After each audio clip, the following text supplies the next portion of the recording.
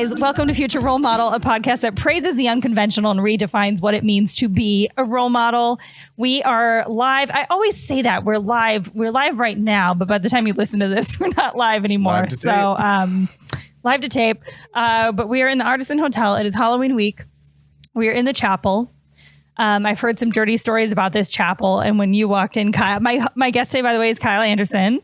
Hello. We are just meeting for the first time today. Yeah, this is going to be like a live recording of us becoming friends. It is. No, that's what it was like for me and Jocelyn Sharp. Afterwards, we were like, Jocelyn's let's hang out, man. But it's, I would trust my life with Jocelyn Sharp. Well, and I have. That's like me and some, oh my God, some of my friends from Chicago that I started with like kept me alive for a while. Do you know Clark Jones? I do know Clark Jones. Clark Jones rules. He's amazing. I love Clark. Yeah, we'll get to that whole thing and how you know all the Chicago peeps. You know all the Chicago peeps, it seems like. I know a couple. You know a lot of the peeps. I know the LA, yeah. I know You've been peeps. around. You've been floating around for a while. I got more peeps than Easter, But this is what gets cool is when I started the podcast, I was really adamant that I wasn't going to just have people on because they had a following or because they were like a so-and-so. I wanted to have people on that I really, really fucking like in comedy because, you know, I like having that kind of more intimate, like, broiness and you want to know the person. And also vouching for the person. It's almost like if you're in my space, it's me saying a stamp of approval as a human being. So right. Now, you know, now that things have been going for a long time and everyone's been in comedy so long, I'm getting like recommendations from other friends, which is just as fun because I'm meeting people for the first time, but then I like them immediately. So it's like I've known them for a long time by like, you know, osmosis. That's so funny. Who gave you my name? Alex. Aww, Alex Kahn. Alex Kahn. He's over there on the keys. Or do I say tonight? Do I say on the candles? Yeah. You're over there on the candles. Because we are, if you're not watching this, for a theater of the mind, and we're in like a chapel. It looks like somewhere that like John Wick fights people in Mexico. It's 100%. Like, it's like Catholic but like ambiguously Catholic. Well, and like the second that I walked in, I had just watched, you know, because we're in comedy and we can't get enough of that shit. Like the other night I was up just YouTubing like comics I see all the time because I'm an idiot. And I rewatched that old clip of Chris D'Elia talking about being in churches where it's like, I wish I can't even imitate him, but he's like, oh, like the priest is always just singing and the people like the images of the people are on the stained glass and they're looking down just crying. So I had that image in my head fresh and I walked into the chapel today and look up at all these statues up in the windows and I was like, oh, Chris D'Elia would have a heart attack if he walked in here. Just all these. there's like a painting of this looks like a baby that hasn't been fed in a while. There's another one where there's like a baby stabbing a lady. There's some imagery in here. I always wonder when I look at old photos, like, because this was a painting, obviously. Yeah. And paintings take time. So if somebody was drawing, you always look at these old paintings and people have these kind of long oblong faces and you're like, he might have just painted one person like accidentally long. And then it looks less long. I gotta make everything a little bit long in this painting because we look at that and we're like, why were they so tall back then? Like they all died at age 27. Like if you make the king look short, he will kill you. They don't have shoes. Like why are they so tall? But then like everything's just long because his proportions were off, and he's like, fuck it, I can't change it. This is oil paint. I hate one of the things that's so annoying to me about like old oil paintings is that whenever you learn about them, they'll be like, oh, well, you see, they want to include that they were barefoot to show that their class was less than the kids. It's like, well, maybe they just didn't have shoes on, dude. Yeah. Sometimes I don't wear shoes, and it's just because I was lazy and I wanted to go to Target, and it's half a block away. Yeah. Well, it's like poetry will always have so many, like, when they teach you about it and stuff, they're like, oh, well, when he said this, he was really meaning this, this, and this. And you're like, but was he? Or did it just rhyme with crying? Oh, my God. Know? Right? Yeah. No, people like to look into so much, especially in the art world. And I can't remember whose show it was on recently, but they literally took like splatter paintings from children and we're like having art people come and look at them. That's amazing. The art people were like, oh, this means blah, blah, blah, blah, blah. And like whoever was doing it, I wish I could remember. It wasn't, no, we rubbed a pig in paint. We had to sneeze on this. Literally my 2-year-old child smushing his doo-doo hand on a canvas. I love that. I know. That's like, I got my little brother's, like some of his friends, fake drunk on apple juice and like Canada Dry. I mixed it together and told them it was champagne, and they all pretended to be wasted. Oh God! Oh, we did that to a girl in my high school. So one of my best friends lives here in Vegas, and he always comes and stays with me at this hotel when I'm in town on Mondays. Oh, that's fun. I stayed at his house yesterday, but he's upstairs watching sports right now.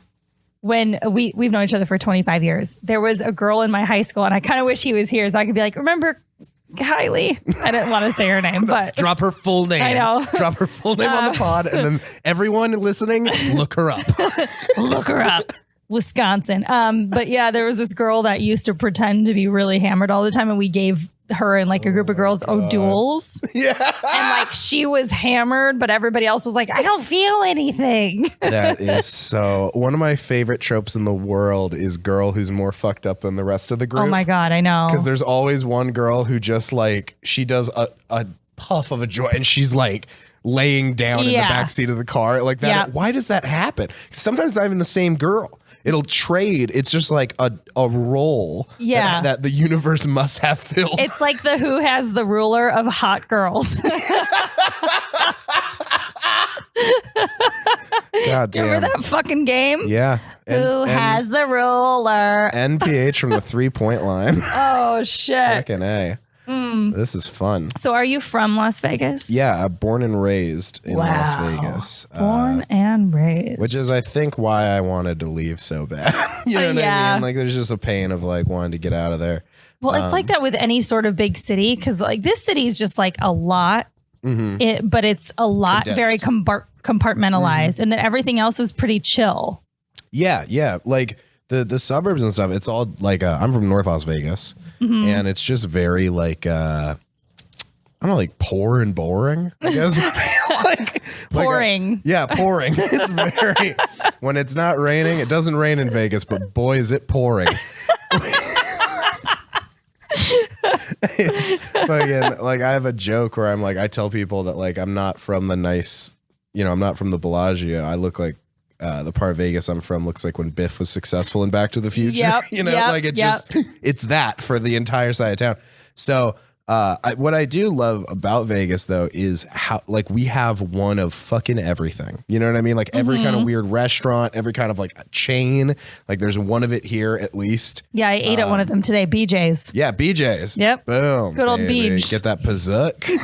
Did you fuck with a pazookie? I didn't have a pazookie. What the fuck is that? No. Dude, it's a little, so like a pan pizza size pan, but it's a soft cookie that they fresh bake and then they put a scoop of ice cream on top. A pazookie. And it's a pazookie. Oh my God. Yeah, it is one of the best things to eat as you dump a person. BJ's has the vibe of a place you take someone to dump them, doesn't it? Can you imagine what kind of asshole you'd be if you were actually just delving into this like soft, warm cookie and you're like, yeah, so we're done. So we're done. Oh, this is, get a bite of this though. You're not going to want to. Oh, fuck. The warm cookie with the cold ice cream. It's so good. You got to try this. I mean, not right now because we're breaking up. You should probably move out, but this is so good. Shit.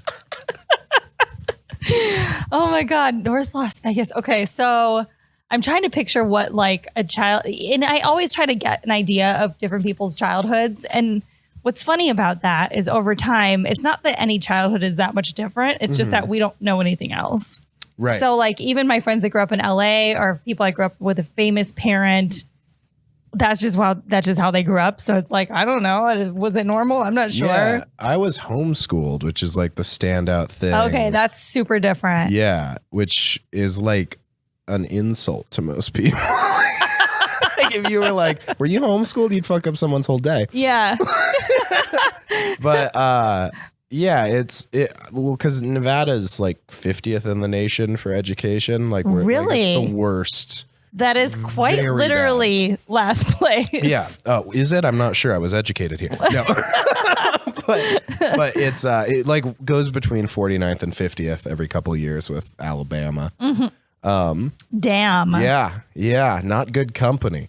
Oh, Alabama. I'm so sorry. Yeah. I don't know a lot of people from Alabama. And it's probably Probably because they can't type to you. They don't know how to string the words they together. Can't speak.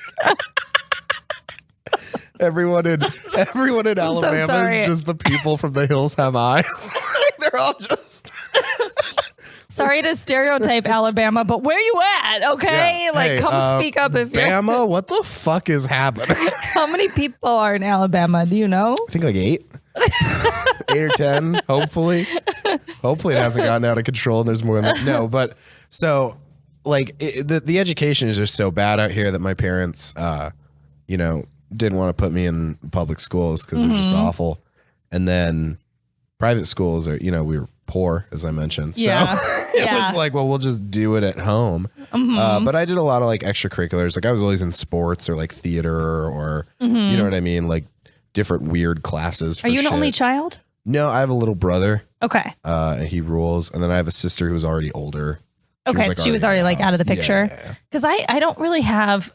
I was kind of split, like, and I kind of feel like that nowadays too. Whatever you do as a child kind of ends up interjecting into your adulthood, whether you like it or not. But I was in public school, but I also was like in youth group and stuff at my church. And so a lot of my church friends were homeschooled. Yeah. My church friends got into the worst type of shit earlier than my public school friends, which is so funny. It was like, church people were doing like there'd be like big old sleepovers and people were like making out doing stuff I hadn't even seen. And lock-ins. Like what lock-ins are where you got fingered in 8th grade, dude. Yes. That is lock-ins ruled. And we had a big church, like our church was like it was like a block massive, big. Yeah.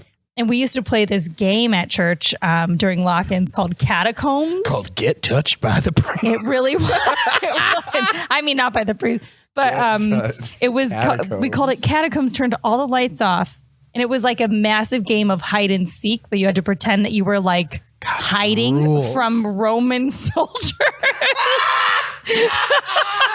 Who does that to children? And then when you catch a kid, you crucify him. Yeah. And so kids would just be like hiding in a closet, like finger banging each other, like for sure. Hell yeah, dude. That's what rules. And so when in God's house. And then like years later, I went to Italy for the first time, and I thought that catacombs were literally a place where people like made out in dark areas. Like when they were like, we're going to go see the catacombs. I was like, I've done that. They're like, where? I was like, in Wisconsin. Powerful people make out, dude. You have to be powerful to get fingered in a catacomb these days. Yeah, no shit. Fuck, dude. And tiny. You have to be tiny. Yeah, you gotta very be small. little and power. You have to be Jeffrey Epstein, and he can do it. Oh shit! He had a catacomb. You look at Epstein and tell me he didn't have a catacomb. Yeah, no, at least like one or two. One. Yeah. He looks so much like Scott Bakula. I don't even know Scott Bakula. He was from like Quantum Leap, and now he's on one of the NCIS shows. I was just flipping channels. Oh, he's on that NCIS guy. New Orleans. Okay. And I was flipping it, and I was like, "This I would never Jeffrey have known his Epstein name in this episode." Well, I looked him up because I was like, "Who's this actor?" And he looks. It is striking. It is very unfortunate. Like I wonder if he gets shit like in his day-to-day He's just life. like walking through New York City and gets hit by a tomato, and he's like, "What did I do? Right. What did I do?" Everybody turns on Scott Bakula, and then the person throwing the tomato is just like, "I hate NCIS New Orleans." He's like, "I didn't write the episode." So you have a good relationship with your siblings? My little brother, yeah. Your little brother, yeah, mostly. for sure. Yeah, he's cool. He went to like the Las Vegas Academy of Performing Arts. Okay, so you both kind of had the for performance stagehand bug. stuff. So he's more technical side. And now he's working with this company called Rhino that does like big events. Okay. So like he's doing the 21 Pilots concert. He's gonna be like helping work sound for that, and like. Does he do most tech or does he do pyro and stuff too? He just does. I think he's mostly sound tech. Okay. The pyro stuff gets real cool. He was telling me that he just did Lady Gaga's concert and that Lady Gaga's parents were back there and that he met them and that his Lady Gaga's mom was like, "Thank you for helping with my daughter's show." And I'm like, "That's so so cute. Oh my God. So pure. Thank you for helping with my daughter's show. And then her dad couldn't even shake anybody's hand because he was so faded off edibles. He just kept being like, I had so many edibles. Oh my God. Oh my God. I love these insider little details. Lady Gaga's parents. Yeah, no shit. She actually seems pretty cool too. Not that I've met her or anything or hung out with her. She does give off a vibe. She gives us a cool vibe. Pretty. Alex ducked so quickly, I thought he fell. Just into a hole. Yeah. The catacombs have opened up. Oh my God. He's getting fingered. They've got him. This is the haunted episode where everyone gets Oh my God. fingered Everybody by a dies. ghost. Everybody dies before the episode ends. And you viewers on YouTube are going to be like solving the problems for us. Yeah. Solving the. You see Natasha in mirrors in your sleuth. house. Yeah. I'm just any painting with a long face. That's where I live for eternity. Actually, last year for Halloween, I was like, I had come up with the idea. It's on my Instagram, but I was the Venus de Milo, which I'd never seen before. Oh, wow. So you like the full statue? Painted myself as a statue, and I used to actually paint. And so I was really good at it. And I painted my arms to look like they were blacked out. Oh, so it looked like the arms were broken off. So when I was in really pitch black, cool. my arms looked like they weren't there. It was Holy really shit. fucking spooky. That's a really cool, that's it was very really interesting. cool. I was pretty proud of that one. Wow. And then what do I do to top that besides turn myself green? Do you get into Halloween at all? I don't. I was like, it was one of those things that, like I said, being really poor growing up, I had like one costume that I'd use every year. Yeah. Which I had the Scream mask and like a green smock that went over it. Perfect. And that's just what I would wear. I'd never seen a Scream movie. So people would like see me wearing the Scream mask. They'd like quote it to me and I'd be like, I have no, I got nothing for you. You're making the wrong noises. You're like, booga, booga, booga. Yeah. Like coming out of the I'm quoting, I'm like, I'm going to get you. Like, that's not from, he doesn't say that. I'm quoting The Purge and they're like, that doesn't come out for like 12 years. Yeah. Shit. Longer than that. But so, I don't know. I know a lot of people like get really, really into it and I love other people's dope costumes.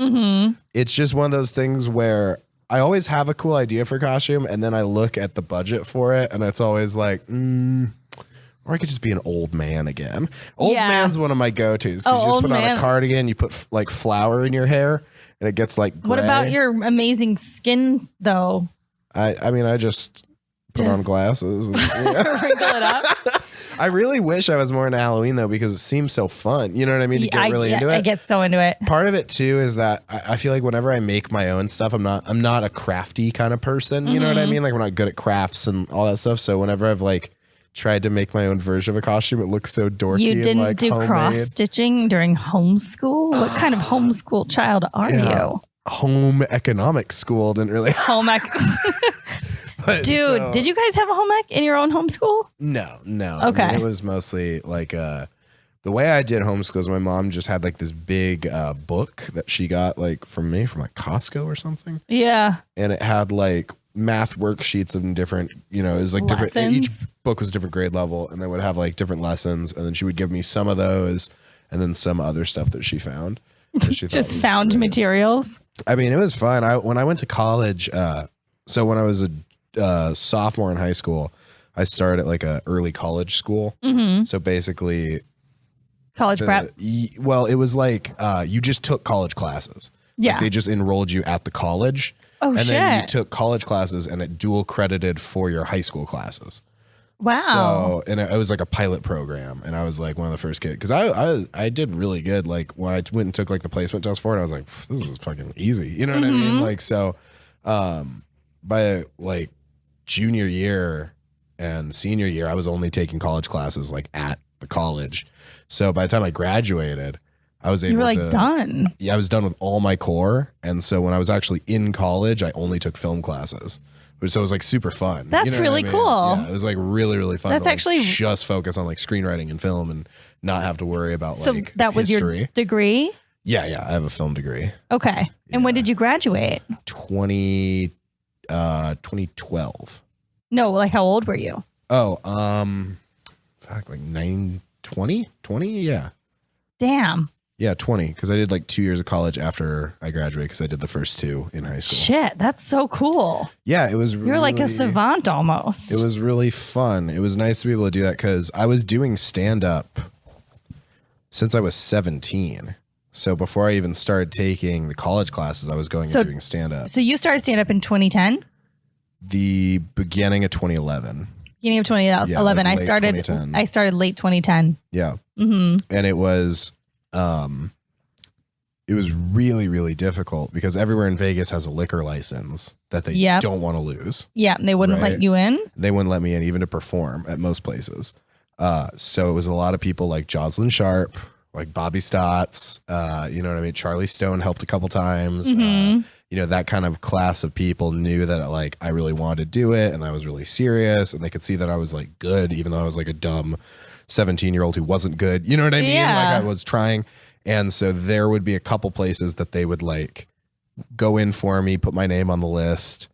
Then like somebody would go order a beer so that the bartender would be busy while I walked it. You know what I mean? Like we'd have to like coordinate. So fun.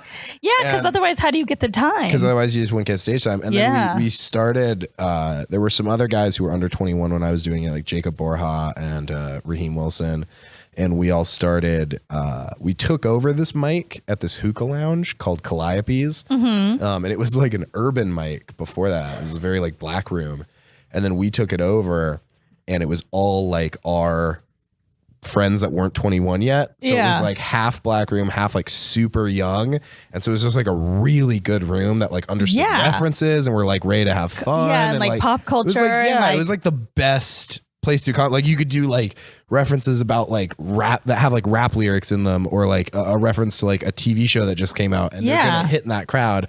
And you go to any other bar show in Vegas, and these people's like last reference is like Kid Rock, you know? Yeah, no, that's what's really interesting. And like I was yesterday, I was driving to Vegas, and I was listening to just TED Talks and like they have the different ones, the short ones that are like 30 minutes or less, TEDx's, and then they have like the deeper dives that are like the TED interviews. Yeah. And so, but one of them was talking about why we gravitate towards people that are our age. And it's for very obvious reason. Don't you love it how people in psychology spend so much money to like tell you something that you could read in a Snapple cap? Yeah. Like, you're just kind of like, well, yeah. Yeah.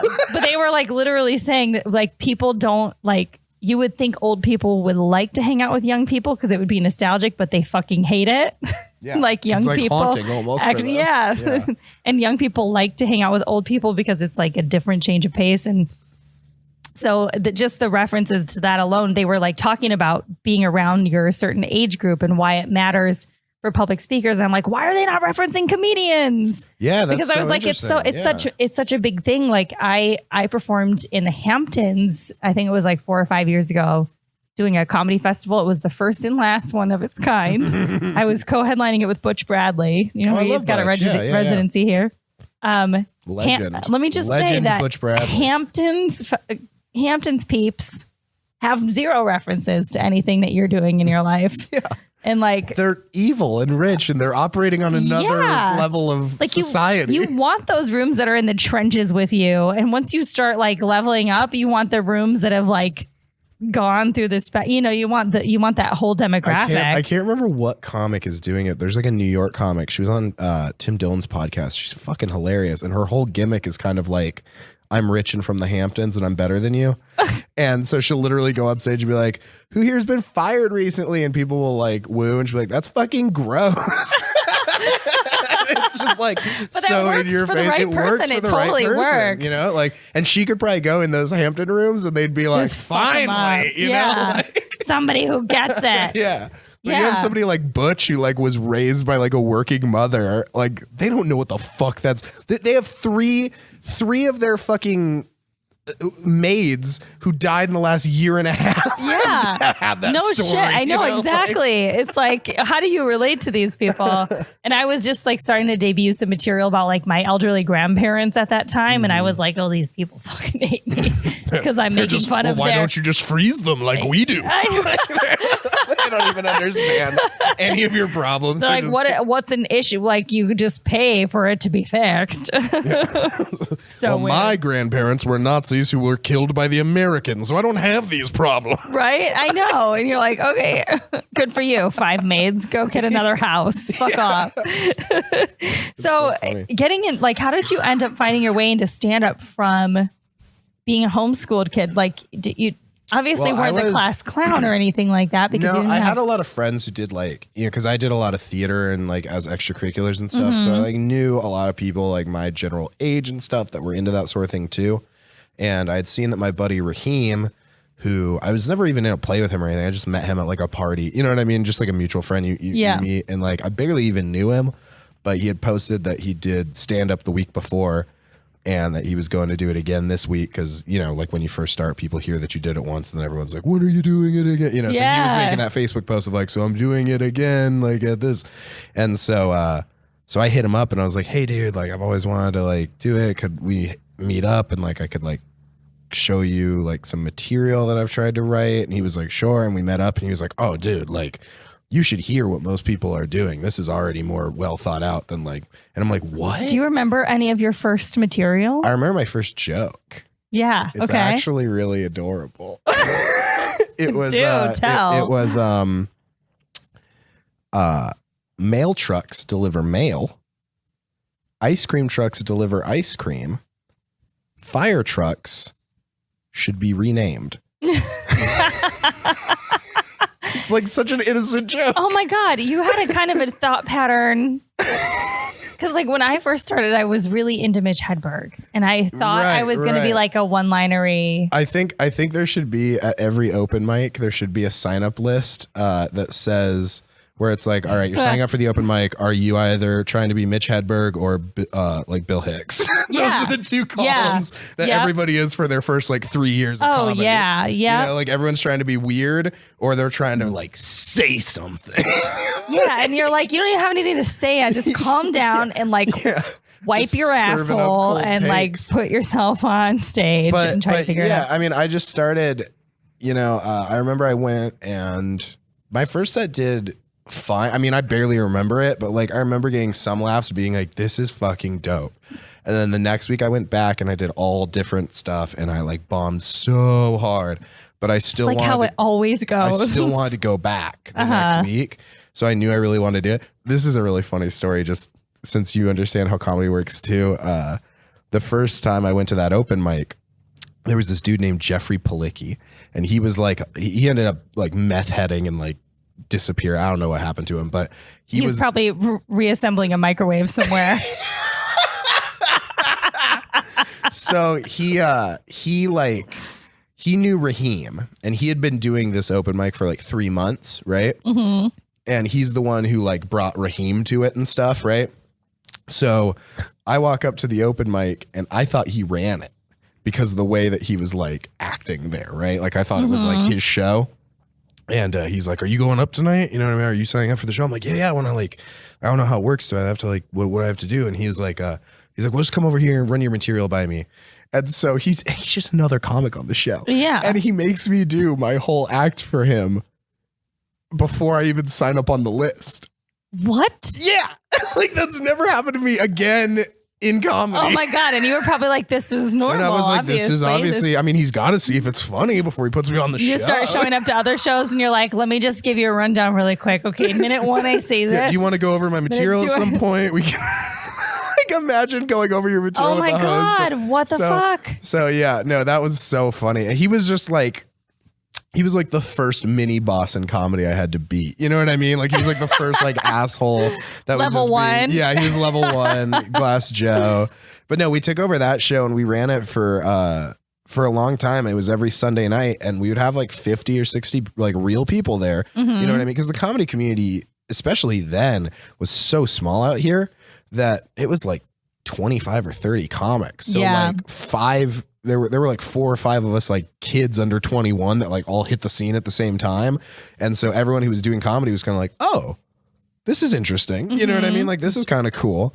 And like I remember like people were talking about us on Reddit, which I thought was super weird. You know what I mean? Like in like 2011, like one of us were like, hey, people were talking about you on Reddit, how there's like all these like young kids in Vegas like doing mics and like being funny. And I'm like, that's fucking crazy to me. And that's cool too, because it was before Reddit was even like what it is now. Yeah, it was way smaller. And so I don't know, it was but anyway, so I had done comedy for like 2.5 years. I was like halfway through being 19, and I had just That's like such a golden situation. I know. I had been. You worked out so many kinks before you were even a full-time adult. Yeah, and I had been doing it. Like it was just so much fun to like go out to shows late at night and then come home and crash and go to my college class at like fucking noon the next day. You know what I mean? It was just a good setup. Yeah, good couple of years. And when I was 19 and a half, I'd been kicked out of literally every place. The place that we were doing our show at for like 2 years shut down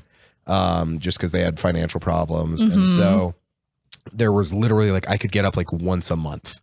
Like every other week I could get up at this coffee shop, and then once a month there was another show that like Jocelyn them could sneak me into. Yeah. But every other place I was burned on. Like every bartender knew my fucking face like before I walked in. They were like, "Oh, get the fuck out." You know what I mean? Like and so that's when I was like, you know what? I'm just going to take a little bit of time off, focus on film school, like finish out film school. And that whole time I was like writing a lot of like scripts and you know what I mean? I was staying active with comedy. Yeah. And like do you know Phil Kotler from out here? He's great. You should definitely talk. He runs an amazing show called Bleach. Okay. It's like a really fun format where they open it with like sketches that they write new every month. Cool. They write like 3 new sketches every month, and they cast like local theater actors. So the acting is like actually decent in the sketches. Yeah. And then those like open the show, and then they have 2 comedians do sets, and then they do improv based on all of that. Oh, cool. And it's really, really fun. That's actually how I got into stand-up, because I was in improv first. Oh, really? In sketch at Second City, Chicago. Oh, yeah. And well, yeah, Chicago's the place to accidentally get into improv. Well, and no shit. Well, I moved to Chicago for improv. Okay, cool. But I didn't think I'd ever do stand-up. Right. I thought I was just going to do like SNL type, that was my ideal trajectory. But they have a lot of different shows that are formatted like that. Like Ask Cat is one of them in LA. I don't know if you've heard of that or. Yeah, there's Palooza too, was a big one in LA for a while. There's so many different ones. But I was in cast a number of shows where it would be like a ensemble where somebody would come up front and do a monologue based on an audience suggestion. And then from that audience suggestion and that monologue, the improv would continue. And then when you ran out of stuff, somebody else would go up and get a new monologue. But I ended up being the monologuist all the time. That's cool. And That's fun. And I realized I was like, I guess I have a lot of stories to tell. And needless to say, most of those stories don't end up making it into my stand-up. Well, yeah, because when you're doing, I did a little bit of UCB, and I ended up being like kind of the monologue guy for our classes, because they knew I could just go up and like crush, because I have like just timing, stories, you know what I mean? Yeah. It's just like timing stuff. Yeah. The other people like had really funny and interesting stories too. They just didn't know how to like hold for the thing that's really a big hook. You know what I mean? Like just little things that you learn through stand-up. Yeah. And so I could just go up there and like, the thing is, though, that an improv crowd getting a monologue is so much easier than a stand-up crowd, right? Like it's night and day. Like I could do it and like fucking murder, like I'm Dave Chappelle with a fucking, you know what I mean? With just something you've never told in your life before. And then, but and they then know you try that. to do it at a stand-up thing, and they're like, well, this isn't very well thought out, you know, because they know there's a different expectation. Like when you're it's like even crowd work stuff most crowd work isn't that funny. It's just that in the moment, you know what I mean? That it lives and it has a bigger spark. Well, and that's why people know, like even now people will come up to me after shows and ask if certain things are true. And I'm like, how would you not know that that's not? Because what would make you think that wasn't true? Like why, who would make that? I don't know. You just have to be, it's just, and like, for example, I had a show in LA the other day at a Comedy Store. And my special is going to be coming out soon. I shot it on my wedding day instead of getting married. And I literally titled it, I was supposed to get married today. And so I talked about that a little bit on stage and He like, says, say yes to the special, huh? right? Say, dude, that's going to be the sequel's already, I haven't for next year. Sequel, we film it live in a divorce court. Right? I was like, there's something here for everybody. Next year I can do, this was supposed to be my honeymoon live from Hawaii. I just get sponsors on sponsors on sponsors. Live from Planned Parenthood, Natasha Pearl Hansen. Just laying there. Yeah, I didn't expect to see you guys. You take your feet off the stirrups and run on stage. Shit. Excuse me. Let me hold it in for another 45 minutes. Fuck. Oh my God. That is so morbid and Take amazing. that, Ali Wong. Yeah. Just the baby's halfway hanging out. Yeah, you perform pregnant. I perform mid-abortion.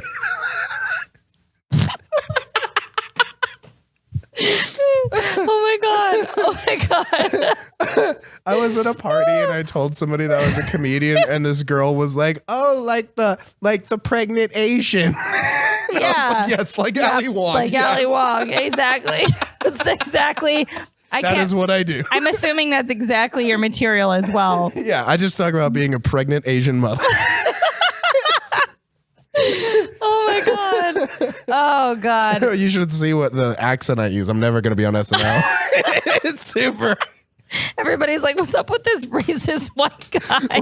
When I do longer sets, I get so sweaty that the tape starts to go off of my eyes, and I have to just hold them back. Shit. Terrible. Just holding. You just. Yeah. Oh my God. I'm choking. These are jokes, people. Oh, I'm choking. I love So every good. Asian person ever. I mean, most. I We will can't like I would everyone. hug and kiss them all. Oh shit. Okay, so you ended up taking how long of a break from stand up? So I took like maybe like a 2-year break. Okay. And I really only needed to take like a 1.5 break.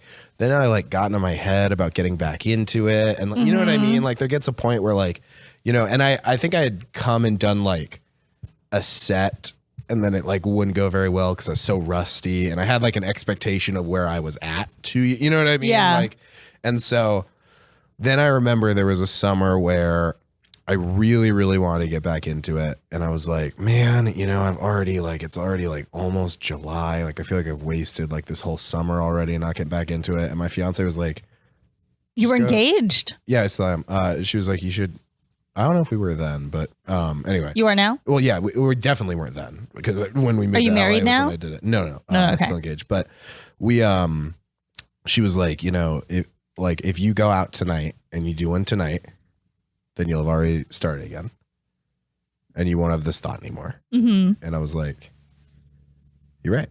And so I went out and I think it was Hard Hat was still an open mic. And I went and did Hard Hat and it was just terrible. And I bombed. I was like, you know what? I'm just going to do it again. And it was much less of like the first time doing stand up was like such a whirlwind. Everything was so new. And it was like, so like quick Like shiny. love. Yeah, and, shiny. Mm-hmm. And this time was like coming back and being like, okay, I know what I want out of this time. You know what I mean? Like it was like coming into like a very mature relationship kind of where it was like, okay, I know what I want out of like this. I fucked around with that college girlfriend. Yeah. Now I'm an adult. I know what I need to do to like make it happen. I've seen like what was interesting about that time was when I first started stand up, there were dudes who were like legends in my mind. Mm-hmm. You know what I mean? Like specifically there were a couple dudes like Mike Shields and Ariane Phillips, and they would go up. And Mike Shields was very like kind of like a Louis C.K. type, but he was like a younger like grunge kind of dude. Mm-hmm. And but like that was kind of his type of jokes, they're here in the Vegas very scene, edgy. right? Yeah, and he would headline like every Vegas show, and then or Ari would headline. You know what I mean? Like, and Ari would do like fucking an hour of crowd work and just murder, like making up songs out of crowd work, and like he was just another level. You know what I mean? And like by the time I had come back, those guys weren't even doing comedy anymore. Really? Like Mike Shields has had a kid and like stopped doing it like after he released his album. Damn. And then Ari like started doing improv and then like moved to Denver with a girl. Like, and so I came back and I'm like, okay, So everything is kind of more temporary than I thought. You know what I mean? Because in my mind, it's like these guys are comedians. They're going to be comedians forever. Yeah. And so I came back and there was a lot of people like Jocelyn and like Bobby and stuff that were like stoked to see me back. You know what I mean? And so they kind of brought me in at like a level where I didn't totally have to start from zero again. It's yeah. You know what I that mean? makes sense. Which was really they nice. like grandfathered you in. Yeah. They were like, all right. And I held off on like letting them book me on stuff for like 6 or 8 months because I was like, I suck. You know what I mean? Like, I need to get my legs back. Yeah, let me get my legs back. Let me not suck. And I'd been writing material for like the year before I got back into it. So I had like a good Rolodex of stuff that I wasn't sure if it was going to work or not, but I had material. And I was also able to live a little more in those 2 years. You know what I mean? Like when I was 17, I had like, it was so hard for me. You have such a little amount of life to draw from at that point. Yeah. And doing 17, like I also wasn't doing the smart thing of like, here's what it's like to be a 17-year-old. You know, I'm trying to like distract from the fact that I'm 17. You know, I'm trying to talk about anything else. And so, when I came back into comedy, it was just like, all right, I'm going to treat this like a game. Like a video game, you know what I mean? That's like, you know, and I gotta go back and play a couple levels, but then I'll be and then I'll power up, you know what I mean? And I'll keep rocking it. And I just really wanted to take it seriously this time. You know what I mean? I knew what it was like to just like smoke pot and not write jokes and sit around. And you know, I love smoking pot and I love not writing jokes, but I like doing well on shows better. Yeah. You know? And so it was one of those things where I came back and I did a couple years here again. I did like 2 years back in this scene. And, you know, I wasn't the biggest comic. I was getting booked to headline local shows and I was working LA Comedy Club all the time. And I was just at a point where I had done shows out in LA. I always had an itch to move to LA. I love LA. And Brenton Biddlecombe. Yeah, he's so great. I love him. He just won $1 million. What? Did you hear about this? No. Brenton Biddlecombe, great comedian in LA, runs the social media for the Comedy Store. Yeah, he's does my show. He's incredible. He won $1 million like a week and a half ago on DraftKings. Like if you win like a little bet, you get entered into a drawing to win $1 million. And then he won $1 million. Fuck. So we keep calling them like $1 billion Biddlecombe and shit. What the fuck? Oh my God. And he didn't change it all. Like the next morning he texted me, like we're working on a thing. He texted me about it. And I'm like texting him back and I'm like, you have $1 million? You piece of shit. So fucking crazy. But he would make, for the Comedy Store, he'd make those videos, those live videos where he like starts in the belly room and then he like comes down and comes into the main room and then like walks through the hallway and like you see everybody and like goes into the OR and then like loops around the patio. And it just like felt like you were there. And I remember watching so many of those and being like, man, like I knew forever that like you could only make a certain, there's a glass ceiling to staying in Vegas. You know what I mean? Like you have to be like Jocelyn Sharp and like want to, you know, go crush it on the road, or you have to expand your horizons. You have to expand. And there was just no opportunity out here. You know what I mean? Like, yeah. And so I finally got a job offer in LA to go work at this YouTube channel. And so I moved out to LA and just sort of uprooted. And then that was like having to start totally from zero again. You know what I mean? So that's like a third restart. Yeah. But the nice thing is that this time I had material and I was sharp and I was working clubs. You know what I mean? Yeah. So I could get booked on a show and fucking come in and just, you know, do very well. And I've been, you know, LA is such a big scene that like you get some success in it and then you take a second, you look back and you're like, oh, yep, nope, didn't move at all. You know what I mean? Like, no, I know. It so really much is success, and but it's so compartmentalized. Like it's just like when I got to LA, it felt like I was looking at this fucking mountain. Like I was looking at Mount Everest. You know what I mean? And there's just like World War Z, like masses of people like running up this mountain. And I was just like, well, fucking, I got to put one foot ahead of the other or else I'm just going to be staring. Because there's some people that just sit there and stare at the mountain and they're like, man, this mountain's bullshit. Yeah. You know? And it's like, no, well, it you're is. not going to get anywhere by criticizing the mountain at the bottom of it. You know, if you get to the top of the mountain and you yell, this mountain's bullshit, then the people might be like, maybe it is. But, you know, so that's how I felt moving there from Chicago too. Yeah. It's one of those really things. daunting. It's daunting, but and I think you probably felt the same way. Once you find community there, Yeah, it's great. it's great. It's really fun. And I really, really love it there. Because that was the thing I missed the most about the Vegas scene was it's a family. You know what I mean? It's so small and it's so everyone's at the same shows every night. You know what I mean? Like most of the Vegas comics I'd see 4 times a week. Yeah. You know, like easily. Like I went to Noreen's last night, Garrett's show, and it's just like it like felt like I'm walking into an old high school. You know what I mean? Like I need to find out more of the shows. I need to know some of the like the good Sunday and Tuesday shows for the days that I'm take here. you to the Squid show later. Oh fuck! You're gonna have a night. Nobody's heard about the Squid show, but there's a woman who puts a squid in her vagina. Yeah, octopus would be gross. Way too clever. They're way too smart. Octopussy, it's gross. But Squid pussy, however. She puts a squid in her vagina and she does a whole burlesque type act around it. And it is something that packs out this venue and makes it quite the evening. Wow. So I'm excited to go pop my head in there. Oh, fuck. Get a little seawater in the eye, you know? Yeah, fuck, man. Oh, I went. I like the best part of the podcast is when I can make Alex grin. Last summer, last year, it's so weird how like different years are just so interesting. Every year is just its own adventure. But last year I was in New York like every other month. I was in New York like 8 times last year. This year I'll have been in like on 80 flights by the end of the year. I'm leaving for Europe for a second time on Wednesday. So it's just weird. I have only been to New York once this year. But Never been in my life. Really? Never. Oh my God. The New York scene I really want to go for comedy, but I don't know anybody out there to book me. So I feel like I can't. This show is going to be expanding to New York in 2020. So let me know because my best friend lives out there. So I have a free place to stay. Yeah, and I just need bookings. Yeah, no, there's I can definitely connect you with all the not all the it's not like I'm like bing bing bing, but I can connect you with a lot of really great cool. clubs and bookers. Really cool.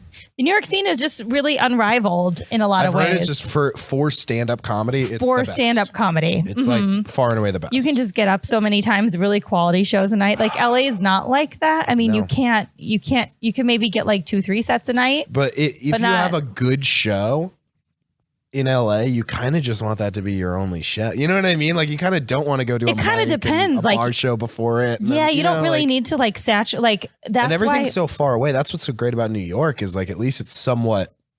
You could have 3 sets in a night and kind of pull it off. Where in LA, you'd have to like, well, if they're all in Hollywood, maybe. Yeah. Like if you have one in Hollywood and then one in Burbank and then one in Santa Monica. No, it's a whole fucking thing. Nope. It's a whole thing. But that's why I started this show so I could have like a place I could at least weekly like work out up to half hour if I needed to. After I polish some stuff in LA, then I can bring it here every week and like utilize it. That's cool. But New York scene is really cool. But last year was the first time a group of friends took me to the Black Box Theater in New York. Have you ever heard of that? No. It's like, what the fuck? Like they don't let you do photography. I was really drunk, so I kept like taking pictures with my friends and didn't realize I almost got like kicked out so many times. I was like, what? I don't understand what you're yelling at me for. But there's like people like pooping on each other and like pooping in the toilets on stage and like a bunch of sexual stuff. I don't even know how to describe it, but it's like 4 or 5 years ago, I saw Steve-O headline a bar out here. And for his closer, because I don't think he had enough material to close with anything, his closer is he brought out a bucket and a ladder, and he climbed the ladder and he pooped into the bucket. And people went fucking crazy. What? That actually happened? Adrenaline bar on Rancho. He pooped into the from like 15 feet above. Oh my God. I don't even know. Does he do stand up anymore? Yeah, he just released a Hulu special. Oh my God. Yeah.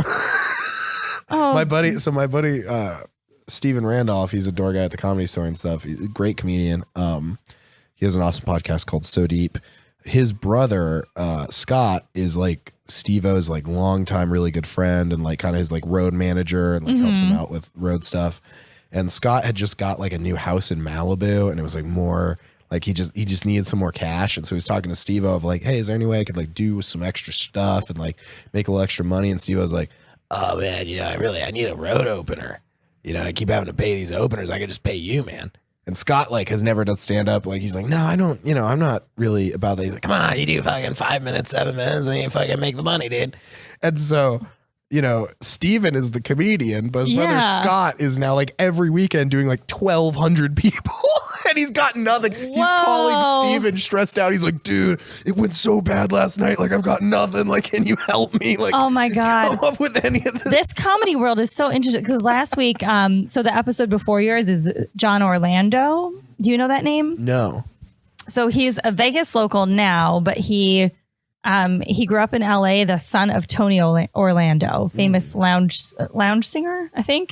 But he kind of grew up in like that Sinatra-y era. Right. That's cool. So his dad is famous, and he ended up just getting thrown into opening for famous singers like Miss Maisel. Wow. So he used to go on the road and open, like getting paid like $7,500 a night to open for people. And I'm like, what? And my jaw was on the floor when he was telling me this. And he's like, yeah, I didn't really even know like some of the worst gigs. One of my buddies got to open for, I want to say Ray Strummer, like a huge rap group. They just like saw him at a show and like fucked with him. They saw him at Laugh Factory showcase, fucked with him. We're like, we want you open for our fucking LA show. So it's like the Forum or something. Like it's way too big for nobody wants stand up. They're there to like fucking rage, right? And he's just bombing. It's so bad. And he gets back there and like he sees the artists and he was like, hey man, and they were like, man, that didn't go well, did it? And he's like, nah, it didn't. Dude, but like you can't, like people that want to see music want to see music. Like they're different, dude. They're different experiences. I wonder if it would work for like country music. You know what I mean? Because there's like a different vibe, maybe. But like, I don't know. That's such a bad situation. Yeah, dude, I mean, anytime you spring a comedy show on these poor people, like unwanted comedy is not a good thing. Not a good thing. So, I mean, so how long were you in Los Angeles? I moved to Los Angeles in October of 2017. And so are you still there? Yeah, I'm still there. Okay, you're still there. Yeah, okay. Yeah. Yeah, no, I really like it. I mean, I'm doing my first, I just got in the development program at Ice House. Mm-hmm. So I'm doing my first development spot on Wednesday for them in the main room. So I'm really excited about that. Very nervous. Sweet. It's the 30th of October, and I don't know if people will be going to things. You know, who knows? I mean, it's Pasadena. It's less like these people don't have jobs, I guess, but you have to come and do my other show in LA. Yeah. Let me know. Yeah, I mean, obviously we're besties now. Are you busy on the 2nd?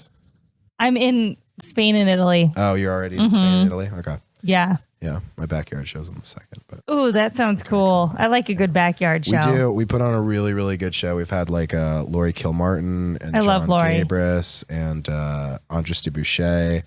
And we're having Josh Wolf headline this one. Oh, nice. And it's just been really awesome. I put a ton of work into it. So is my co-host Gracie Todd.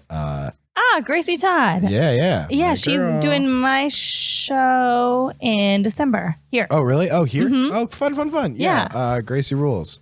She just did Verified Laughs at the Laugh Factory in Chicago. She was really stoked on that. But yeah, we put a ton of work into it, and we get like 85 to 125 real people, and that's great. Pack out this backyard. We do jungle juice. We do like a flavor that's like my flavor and Gracie's flavor. So it's Gracie's allergic to pineapples, but she loves them. She eats it. We found it out because she was like, "Oh, I love pineapples." I'm like, "Yeah, they're really good." She's like, "I love how spicy they are."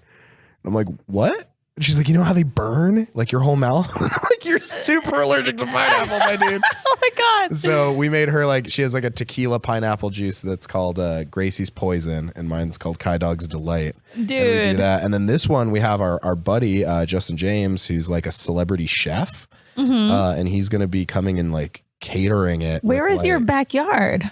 We do it out of this really cool backyard in NoHo. They're all comics who live there. They're all super funny. Arkansas House, Kayla Esmond hooks it up. Yeah, they're really awesome. A couple of them work at Flappers, they're really, really good comedians. And yeah, they're all from Arkansas. They were just a group of Little Rock comics that all moved out to LA together and like went for it. And they share a house. And they have just like the perfect backyard. It's like one big rectangle. So you just put the stage and it's like just a wide, you know what I mean? Yeah. And my personal favorite thing about the show, because the idea I had for a long time and always wanted to do is like, instead of music between the comics, we have the crowd chant the comedian's name. So the whole crowd's like, Natasha. That like, is it fucking cool. rules. Yeah. And it like makes like, it's always funny because like if a comedian's a super high energy comedian, they just like play off it and they're already going. And if somebody's like kind of a dry, slow act, it's like all these people chanting and then they're like, hey guys. You know? So it's like it works either way. Yeah, totally. It's just That's like a really fun, like fratty, like rager vibe, what we try to go for. You know what I mean? Yeah. And we book really, really good lineups. And we're actually a part of the first Southland Comedy Festival in LA, which is really fun. We're really excited about that. So look for who's going to be coming out on our lineup for that. I don't. Yeah, I was know. just going to ask you. When is that? When is that January, festival? so January. Okay, I think coming up soon. Our one's going to be January 7th is going to be our date. Sweet. But yeah, I'm really excited because that'll be the first one that we don't book the lineup. So it'll just be whoever. They just come and use the space. Festival. Yeah, it'll be really Yeah, fun. that's really cool. It's cool to see people take things into their own hands. I mean, I've been doing that with my own tours and stuff for years, but you kind of just have to find your own way to make a splash on the scene. Yeah. I mean, running that show has really helped like legitimize me, if that makes sense, to a lot of different people. Like just like, oh, he runs a show and it's good. You know, that helps like people think of me in a different way, which is like half of comedy is just all perception. You know, like, and it's not a negative to be a comedian who also is a producer on a show. It's not a negative at all. No, it's I like think it's a huge positive. It's the same as like being an actor on a show that you also executive produce. Like it's not a bad thing. I try to make sure that like, because we only do, everybody else does 7-minute sets, and then our headliner does like 25, and then like Grace and I just do like 5s. You know what I mean? So we make sure we're like in and out. We just do new shit we're working on, or like tell stories. Yeah. And then, you know, we just like, I'll spot swap with people sometimes, but I'll only spot swap with people if I think they're funny too. You know what I mean? Yeah. Like, I won't just spot swap. Like me and Courtney have our show at Comedy Store Boss Comedy, and that one's expanding into Oxnard Levity Live. Oh, really cool. Starting in 2020. So we have Comedy Store and Oxnard Levity Live. And then same. We don't book anybody on swaps. Because it's just not.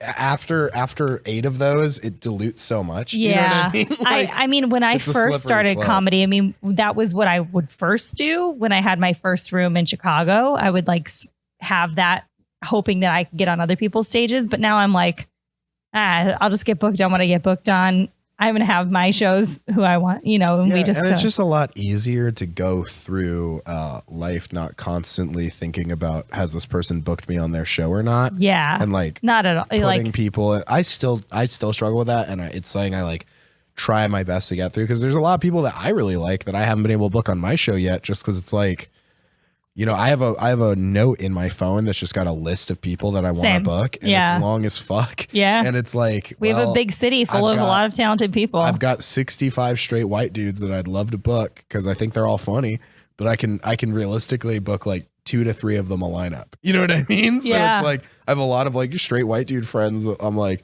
this is getting awkward because it's like my 8th show I haven't put you on. You know what I mean? But it's like, I'm sorry. No, like, we have the same issue, a bunch of girlfriends and stuff too. And we try, you know, we just try to keep it balanced and like good. And that's why I try, because my thing is like, I just want to keep the show balanced, because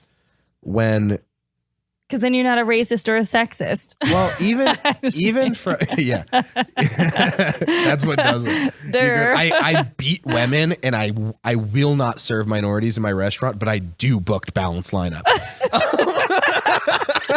So I'm not that bad. But no, for me, what it is like, if my buddy, like, okay, one of my buddies was dating this stripper, and she brought like a couple of her stripper friends. And then there was like this super hilarious black dude that they fucking loved. And they liked everybody else fine, but like he was just the right voice for them. You know what I mean? And it was like, man, I'm so glad we booked him, because otherwise they would have just had an okay time. Yeah. And then they had a great time. You know what I mean? So for me, it's like, the actual voices. The diversity in the lineup is for the people, not for the exactly the look of a lineup. Yeah, exactly. I don't just want an Indian chick. I want an Indian chick who's gonna fucking crush. So everyone's like, she was so goddamn fun. Like Punky Johnson is. She's fucking one of my favorites. One of my favorite people. I fucking love Punky. Not only is she such a nice, like a sweet person, you know, she brings it every time. Crushes it every time. Does new shit. Like she's never doing the same jokes in front of my crowd over and over again. And I get texts or like DMs from people every time she performs that was like, she was so funny. Yeah. And it's like, dude, she doesn't have to spot swap with anyone. You know what I mean? Like that's the goal. And I remember when she was just working at the store, like when I first started doing a show there like 8 years ago. Yeah. And it's just cool to see. Like, I love seeing that with the scene. And that's like when you were talking about the whole mountain thing, but it's nice to know that you're all like kind of, a lot of people are generally climbing it together. Well, and some people like Punky will look back at you and be like, oh, the route's over here. Yeah. You know what I mean? And that's all you need sometimes. Just like, oh shit, I don't have to get over this big rock. I can just walk around it. I don't even know. Right. You know? Like, exactly. Which is really cool. So where can people find you? What do you have coming up? This will be not out 2 weeks from tomorrow. 2 weeks from tomorrow. Yeah, okay. which will be November. So I'm doing 12. I'm doing Crawford's. It's Dan Donahue's show sometime in mid to late November. I don't have my calendar, but here's what you can follow me on all the time. Kyle Anderson Comedy on Instagram. That's where I'll post all my show flyers. Danger Anderson on Twitter for my dumb jokes. That's what you are. I couldn't find you on Twitter. Yeah, I'm hidden. Danger. Danger Anderson. I used my stage name when I first started, like my first 2 years, because it was my Facebook name. Was Danger? Was Kyle Danger Anderson. Just because I was like 16, I changed it to that as a joke. And then people would book me and then they'd put Kyle Danger Anderson on the flyer because that's what my name was. And so then they'd introduce me. So then it just became a thing. And when I came back, I was like, I have to get rid of the Danger. I kept the Twitter handle as a subtle nod. And then I have a really fun podcast with Gracie Todd and Mitch Holloman called Extremely Internet, where we do deep dives on weird internet culture and like just explore a topic. Like our newest episode we put out. Did you know the guy who played Barney was a tantric sex god? No. Yeah, he has a whole website you can go on and what book the fuck? like I just talked about Barney today. You can book tantric sex like sessions with him, and he was doing this while he was Barney the whole time. The whole time. They all knew. The people working there knew. Like, he's just like this tantric sex god. He believes that like his tantra flows through Barney, and that's what gives like the love to everyone, is like that he's a wild character. It's a very fun episode. Wow. But we just do deep dives on all kinds of weird internet stuff like that. That sounds amazing. And it's like, it's stories that even if you've heard it covered somewhere else, we're going to make so many dumb jokes and do so many weird impressions and like go off in so many different ways that even if it's a story you're familiar with, we're going to change it up for you. Dude, that's fucking it's awesome. It's a lot of fun. Check out awesome. Extremely Internet anywhere where you fuck with podcasts. And then I'm on Josh Wolf's podcast, Control Chaos, every week. I do like I talk to the chat and I do weird dumb bits that bomb. Sweet. So that's my job on there. Yeah, no, I love it. And then you can find me at NPH Comedy on all socials. nphcomedy.com/TIX for all upcoming Vegas dates, all my tour dates coming up next year in DC, all that They've shit. got to put you on NPR so you can be like, this is NPH. This is NPH on NPR. I know, right? That's why everything I do has to be a 3-namer. Like, this is Future Role Model, so I just call it FRM with NPH. And like, it's going to have like 15 radio stations with different 3 names. You sound like you're working at like an omelet house here. I need an NPH with an HPR, HPV. LOL, BRB, LOL, NPH. WTF. Awesome. Yeah. And you can follow the podcast at Future Role Model on Instagram or at Role Model Pod on Twitter. What else? By the time this comes out, I'll have just gotten back from my Europe tour with the troops. So hopefully, if everything goes well, I come back in one piece, and then and then they have the last bit of motivation they need to win the war. Exactly. They're gonna win. Right? No, I'm so excited because like everything I do, I'm a producer on, or I'm a writer on, or like I wear so many hats. And this will be the first tour that I've done that I don't have to plan anything. That'll be fun. And it's for the troops, and like I know that that's the most gracious audience you can have. Yeah. So I'm actually really excited for it. What do you have for closing remarks? I always get a closing remark. Oh man, I'm just thinking about how stoked those troops are going to be. They're going to be so happy. I wouldn't be able to like resist from being like, so I joined this group. They're called ISIS. Where's a group of dudes? Well, and like they didn't actually give us any things to not talk about, but I think the general consensus is like no religion, no politics kind of stuff. Sure. Yeah. But I do have some kind of like dirtier stuff. They didn't tell us anything about it. I'm no pretty what? Sure, no suicide. Obviously, no, I wouldn't. Yeah, you open, you're like, so you know how 22 vets a day kill themselves? Well, I kind of do talk about my grandma wanting to die, but that's about an old person what wanting branch to did die. she serve in? You should open with thanking Soulja Boy for his service. Oh God.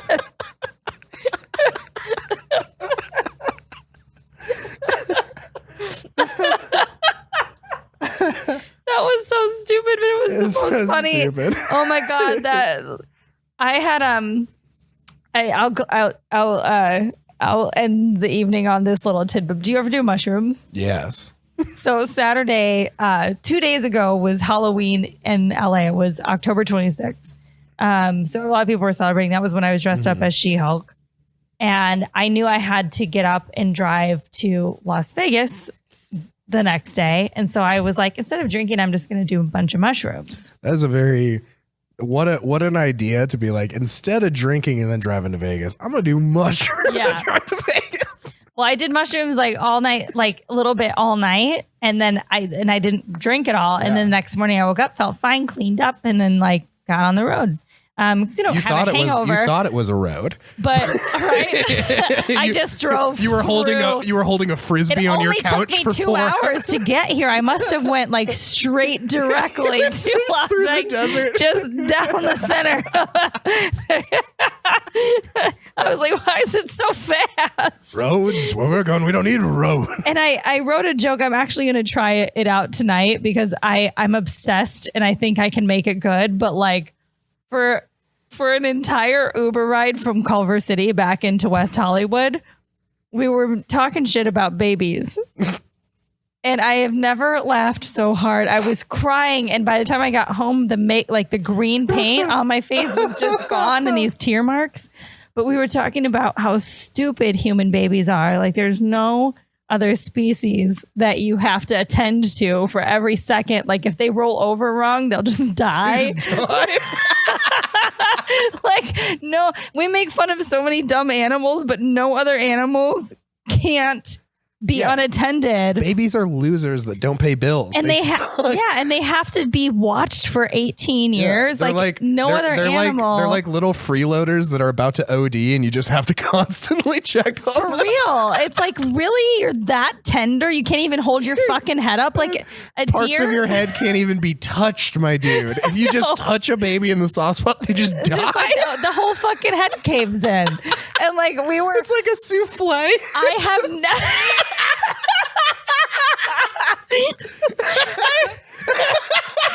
We like this whole van full of people just ripping on babies, and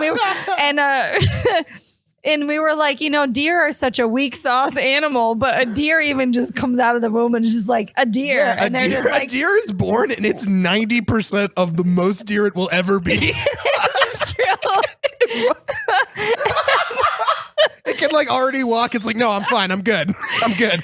And even just thinking about like, how when you're on mushrooms, like you can remember your thoughts so vividly that when you think back on a moment, it's equally as funny. So the van had gone silent for a second. Everybody was like dry heaving a little bit.